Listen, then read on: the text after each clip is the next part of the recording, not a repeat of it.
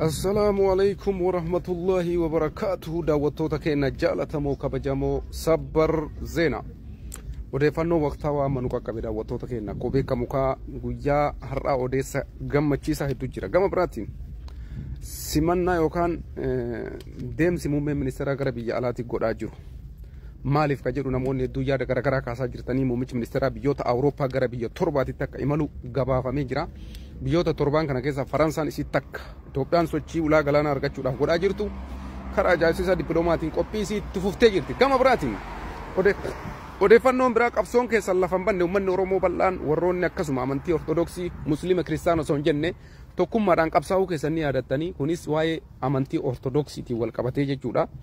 Guyyaa har'aa odeeffannoo gammachiisaa tokko dhagahamee Abuuna Saawiroos nama jedhamu ni beeytanii har'a muudama ajaa'ibaa barreessaa Phaaphaasii waliigalaa yoo Ortodoksii Itoophiyaa ta'uudhaan muudamee jira. Baga gammaddan uummanni keenya Oromoo warri qabsoo kana geggeessitan baga injifannoodhaan goolabdan isiniin jenna. Abuuna Saawiroos barreessaa waliigalaa Ortodoksiiti.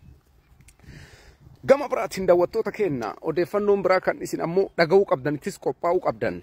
Eeltiraan Tigreen waliigaluudhaan imbaasii banuudhaaf akkasuma mootummaa Oromoo Abiyyi Ahmad jedhamu kana aangorraa kaasanii Dabratsiyooniin Xaqlaa Ministeerii Itoophiyaa godhuudhaaf siyaasa Afwerqii waadaa seenee jira. Isa kanaan wal qabatee gaazexeessaan Sterling jedhamu gara biyya Eeltiraatitti imalee achirraa waggaa 34ffaa dhiichisaa jira. Isa kanaan wal qabatee Abiyyiinis qophaa'aa jira. Dippiloomaasii isaa dalagaa jira. Eeltiraaf Tigreen akkasuma faannoo dabalattee mootummaa Oromoo kana aangorraa daaraa goone waliigallee aangoo keenya qoodanna jechuudhaan qophii isaanii xumuranii dhufaa jiru. Uummanni Oromoos ammoo wal choqolaa jira. Isa kanaafi odeeffannoolee biraa qabannee isinii dhiyaannee jirra. Kanarratti hundi keessanuu dhiyaadhaa. Piroofaayilii keenya kana gattuquudhaan liinkii yuutuubii keenyaa Ahmad Culullee jedhu kanaan gabaasa keenya isinii darbaa jira. Kottaa gama yuutuubii keenyaatitti dhiyaadhaa isiniin jenna. Uumaan bulan malee faarsee bulaa uummataan jiranii maaliin bultaati? Kaaniin faarsee bulaa jettee ati akkamii bulaa jirta? Atis bar faarsee bulama ittaarta ka faarsitu qabdaatillee bar atis nama faarsitu qabda kaaniin faarsee bulaa jecha ati maal hojjechaa jirta atis kaan faarsaa kaan achi qabaarta bar bilisa taatee ta'an jirtu koomantiin ati barreessitu kun maaliin nama hiikkaan isa nama jaalatu qabdaa jechuudha dubbii ansii haasa'u kanatu si coggaarrisaa jira jechuudha gara si gubataa jira jechuudha bishaan itti dhugi abibi bishaan itti dhugi garaa yoo si gubate uummata akkasii godhuu hin danda'an qabsoo Oromoo keessatti waan ummata Oromootii ta'uun beeynanu nutti nimtan isin dhugaa isinitti hima. Kaleessa gaafa Oromoon kumaatamaan mana hidhaa jiru ummata Oromootii wayitii qabsoofnu ati qabsaa'inaan jetteetii miti hoolaan koomantii barreessitu kun jechuudha. Ufii kiyyaa ofitti amanee sammuu kiyya amansiisee jireenya kiyya qabeenya kiyya lubbuu kiyya maatii kiyya qabsiisee qabsaa'aa ture. Ati hoo har'a dhuftee ummata Oromoo akka waliigalaatitti faarsee bulaadhaa jettaan. Ati maali? An faarsee bulaadha. Koomantii faarsee bulaa jedhu kana barreessuun eenyuun namatti jaalatu itti jira jechuudha. Yoo soba jedhu ani marroodha siin jaa. Yoo soba jedhu ani jawaari siin jedha. Faarsee bulaadha mataan isaa bariin illee isaan faarsaa jira. Anis nama jaaladhu yoo faarsee mirga guutuu qaba. Anaan faarsee bulaa jechaa ati maal godhaa jirta? Bilisa taatee kophaa keetti dhaabbachaa jirta. Nama faarsaa jirtu jira jechuudha. Nu nama hin faarsinu. Hujii namaa faarsina. Dalagaa namaa faarsina. Abiyyiin Ahmad gaafii ummata Oromoo gaafii ijoo gaafii lamaa sadii deebiitti kennee jira. Gaafiin takkatti nafte gaafii daangaa sararuuti. Gaafii abbaa biyyummaa magaalaa Finfinneeti. Gaafii Oromoon of bulchuuti. Gaafii sadiin tana hafe bara.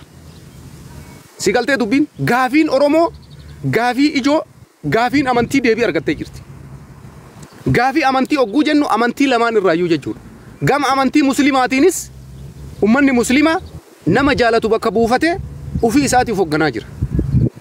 Gama amantii kiristaanaatiinis nama ofii isaanii kuloo guyyaa kaleessaa muudamni godhame hinjifannoo cululuqaadhaan galmaa'e. Warri dheengadda taabota uffata gurraacha uffise kan akka Abuunaa Phaaxroos kaafameera aangorraa. Kanasitu dalage.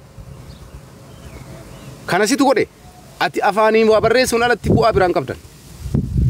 Kana bu'aan keessan. Kaleessallee uummatuma Oromoo isin har'a faarsee bulaa jettaniin kanatu gizee namni namaa birmatu birmatee fi hayyoota Oromoo mana hidhaa keessa turanii sagalee ta'ee achitti dhaqee biyaansi ziyaaraa godheef isinoo maal godhaa turtan kaleessa kuma takka faayidaan qabdan har'as taanaan an akka nama tokkootitti waan itti amane godhu mirga guutuu qaba Atis faarsi abbaa faarsitu ani garuu dhugaa faarsa.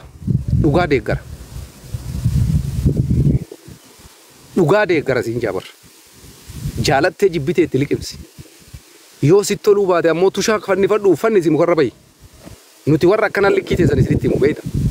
Takkaa koomantii keessan arraba keessaniif deebineemi har'a dhugaa jirtu sitti hima dhageeffadhu. Nuti waan hin goona jenne san itti amanne san hin goona. Kaleessallee gaafa mootummaa kana falminu hin falminaa jennee sammuu keenya amansiifnee of amansiifnee falmine. Har'a garuu Tigree faana dhaabbadhee faannoo faana dhaabbadhee Eeltiraa faana dhaabbadhee aangoo Oromoo harka jirtu tana jara wajjin qawwee geggeessee hinjifadhaa achi duuba maal godhuu yaadda?